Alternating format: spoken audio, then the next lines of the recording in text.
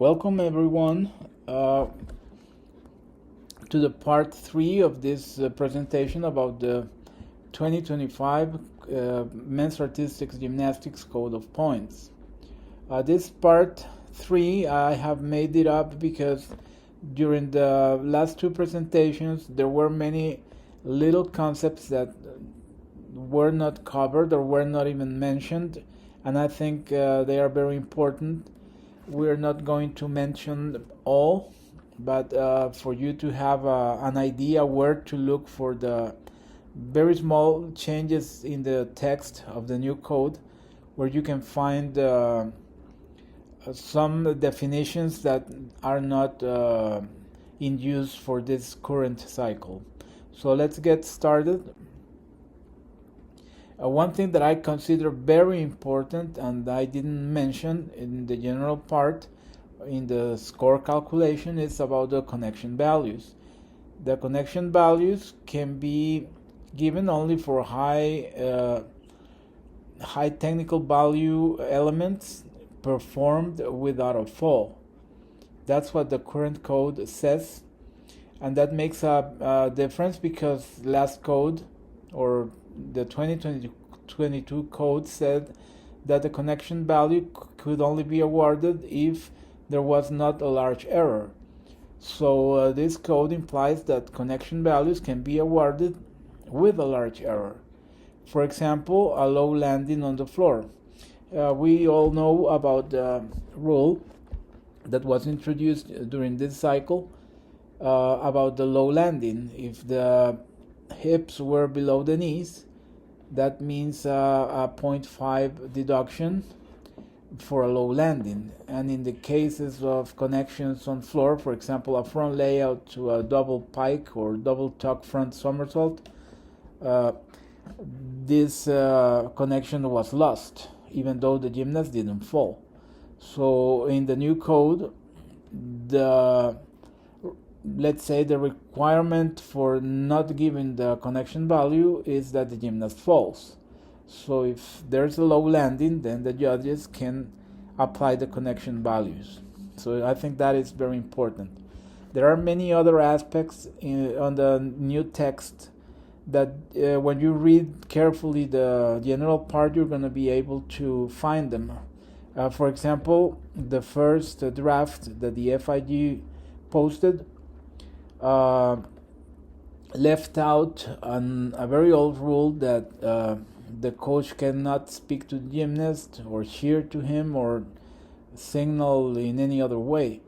They deleted on the first document, but in the final draft that was presented a couple of weeks ago, the rule is still in use. It's something that some of you may like or not. Personally, I think every coach has the right to communicate in some way with his athletes. You see in team sports like soccer or basketball, the coach is always giving instructions. So I don't see why gymnastics has to be the exception, but that's the way the rule is now. So the rule is still in effect, and there are many other aspects that you can find if you read carefully. For example, one thing that I consider important, because sometimes at local events we don't know what to do if we have 7 judges, if we have 2 judges. So the code gives us, if you have 7 judges, you have to average the middle 3 scores, and so on. For example, if you have 3 judges, you have to average all of them. Or if you have 2 judges only, which is very common in local competitions, then you have to average all those scores. So that's an instruction that wasn't present on the 2022 code. That's present in the new code.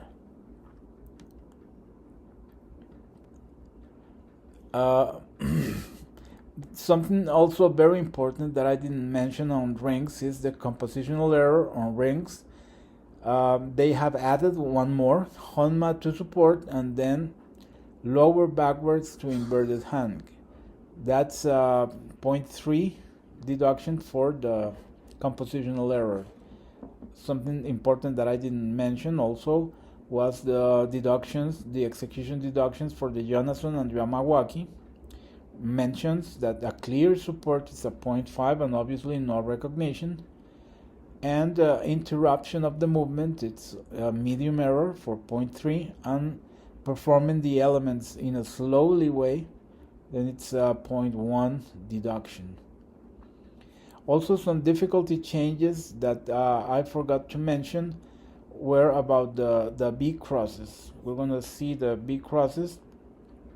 Remember that the B cross was set together in the same box as the normal cross and the L cross. However, most of the elements, the strength elements or the strength to strength elements that finished in a B cross still maintain a higher value than the normal cross elements. For example, an Assyrian to cross, it's a D and should be at an E if performed to a B cross. However, that is an exception that I forgot to mention. For example, this element that's called the tie, that is an Assyrian to B cross, is in the same box as the Assyrian to cross or to L cross. Same is the case for this other name from this Asian gymnast. Is the Nakayama to L cross or to normal cross is a D, and in this code, in 2022 code, if performed to a B cross was a value higher, it was an E, but now it's in the same box and it's a D. And however, if I'm not wrong, all the other B crosses, all the other elements that finish in a B cross are still one letter higher. For example, a kip to cross, normal cross, it's a C, but if performed to a B cross, it's a D. That means it's a value higher. So the pull from hang to a B cross, it's also one letter higher than the normal pull to a normal cross. So this is something that I forgot to mention in the rings presentation, as well as that the elements, the Guksogi type elements that used to be restricted to 2, the code has eliminated that restriction, because right now there are only 2 boxes of those kind of elements. The tucked double back salto to hang, which is the Guksogi, it's a C, and then element 122 that joins the piked and straight variation. So the O'Neill that used to be an E, it's now a D. We mentioned it indirectly because one of the exercises that we showed was showed one of these elements and we gave a D. However, I forgot to mention that was one of the changes. So continuing with the things that need to be corrected, I mentioned this on the presentation. Example number 2 on floor has a mistake, and the mistake is that the neutral deduction was given 0.6. However, it's only 0.3 because the diagonals were used correctly. I always mark the diagonals and I write an X if right to the line if there is a diagonal that is not used correctly. So the gymnast does one diagonal, then goes to a corner, so that starts again 1 and 2 diagonals, and then move to the other corner. So this gymnast, the only special requirement that doesn't have is the balance scale. So this is one correction that we have to do on example number 2. On example number 1 on pommel horse, if you remember, this was a gymnast that did the Gugonian with only one hand support between the pommels in the middle of the exercise. So what we did is just gave no value for the element. However, it comes to my mind, and some judges have asked me if there would be a downgrade of this element or just no recognition at all. So I want to point this out because right now this is a question that has not doesn't have an answer, official answer from the MTC. So I would prefer to note it and just wait for the time we can have a clarification from the MTC. If the MTC says there is no recognition for these elements, so the start value and the analysis that we made on this routine, I think it would be correct. But if they say that it has to be taken as Roth or as a lower value element, then the correction has to be made. So for the meantime, we're just going to leave this in standby. On p-bars, I also mentioned that in the comments of the second part that this start value was not correct because this gymnast had 6 elements from group 3. So we have a G, we have an E, a D, an F, an E, and a D. I did the mistake to leave out this E, which is one of the 4 highest values on group 3 that this gymnast has. So in the end, we have to make the change, and the gymnast has, instead of only having 1 E as it is on the presentation, he has 2 Ds and only 1 D instead of 2 Ds as mentioned on the presentation. So that the gymnast has a 6.1 start value, which is what I think it's the correct calculation. Another gymnast, it's not example 1 but example 2, I think. The mistake that we made is that the calculation of the start value, it's okay, but I made 2 mistakes. First, the gymnast has a stick bonus and I didn't give him. However, the score that's correct is 5.4, but in the presentation he has a B under these bars that make all the arithmetics, and the correct is that he has only 2 Fs, 3 Es, 1 D, 1 C, and 1 A, and the element groups are okay because the group number 2, the support elements, he only has 1 C, so what the code says that A, B, or C elements only are given 0.3, which is what we did. So the only mistake was not awarding the stick bonus, and just a finger mistake that I pressed the B and not the A value row. So, well, I have this other thing that this is not really in the code. It's like a rumor that's been going on, that some of the judges have received the information from one of the members of the MTC that diameter with a quarter turn or half turn to handstand on the P-bars, it has to be finished with both hands in undergrip. This is just like the same rule they had for this cycle for the pitch half, because many gymnasts were doing it to kind of a mixed grip and not to double under grip.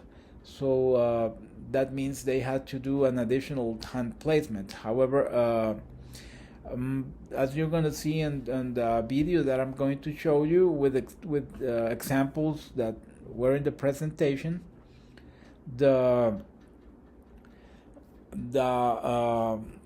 elements are not performed correctly, so you're gonna notice what is the difference. What apparently is going to happen is that this element, the diameter with a quarter or half turn to handstand, which is a D, has to be finished in double under grip. Otherwise, it's a 0.1 for hand change. That's an execution deduction. That's what the rumor says, but it can be that no value be given, or my question is other similar elements need to comply with this. We can see this in slow motion, and you can see the hands of the gymnast. They are one in under grip and one in over grip. However, the same gymnast, he does another skill that's similar, the front uprights to diameter of 1.5, and he does the same. He had to be on double under grip at that point. And also we saw from this gymnast a giant with a diameter of 1.5. I would assume the requirement is the same. You can see clearly that both hands are not in double under grip, so they need to do a grip change. So my question is, would this be only a 0.1 execution deduction, or would there be a no recognition, or is it just for the diameter of 1.25 from group 2, or can be applied to the group 1 and group 3 similar kind of elements? I would assume the MTC will do a clarification about it, and these kind of elements will have to be finished in double under grip. So for the meantime, the analysis that has been done with these two gymnasts, particularly on the P-bars, would be the same. I wouldn't change it until the MTC clarifies the procedure that we must follow as judges when we have this kind of elements.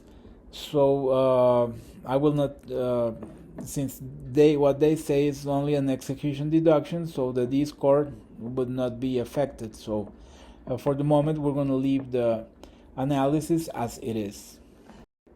Well, this is the end of the presentation. Again, thank you for your patience. And these are the mistakes that I have found. I'm sure there might be many more in the too long presentations. So I would appreciate if you find some mistakes, and please leave a comment, and I'll take a look at it, or ask the MTC if your comment is a question that they need to analyze and discuss and have an answer for the judges. So for the meantime, thank you again, and we'll keep in touch to see what's new with the new code. Okay, thank you.